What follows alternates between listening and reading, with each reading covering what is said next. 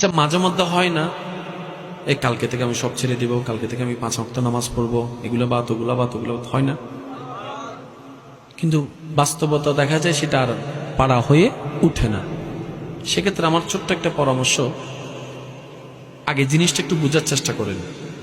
আপনার যখনই মন বলবে যে আমি কালকে থেকে ভালো হয়ে যাব, 5 ওয়াক্ত নামাজ পড়বো, তখন আপনি বুঝে নেবেন আল্লাহর রহমত আপনাকে ডাকতেছে।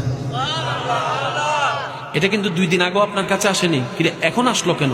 তাহলে আপনাকে বুঝতে হবে এটা আপনার রব আপনাকে ডাকতেছে।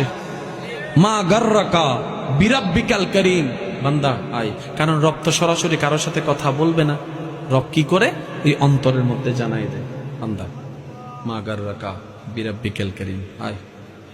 তখন কিন্তু আপনার সেই ইচ্ছাটা জাগে।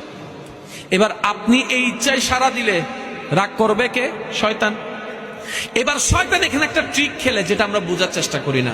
শয়তান বলে যে আচ্ছা ঠিক আছে, কালকে থেকে পড়বো আর কি। আপনি বলেন যে হ্যাঁ ঠিক আছে, এই কালকেটা আর আসে না।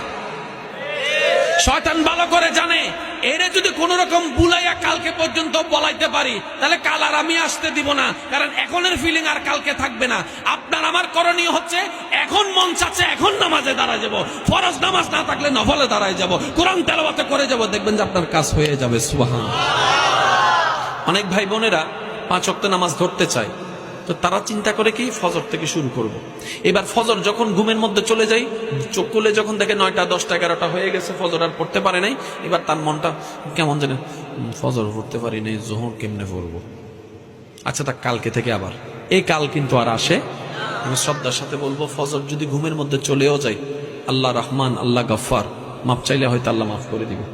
জোহর পেয়েছেন, জোহর থেকে শুরু করেন। আসর পেয়েছেন, আসর থেকে শুরু করেন। মাগরিব পেয়েছেন, মাগরিব থেকে শুরু করেন। এশা পেয়েছেন, এশা থেকে শুরু করেন।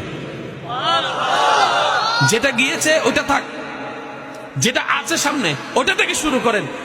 ওইটাই আপনাকে, যেটা বাদ দিয়েছে ওইটা পর্যন্ত পৌঁছায় দিবে। ওই জোহরটাই আপনাকে একদিন ফজরের নামাজে তুলে দিবে।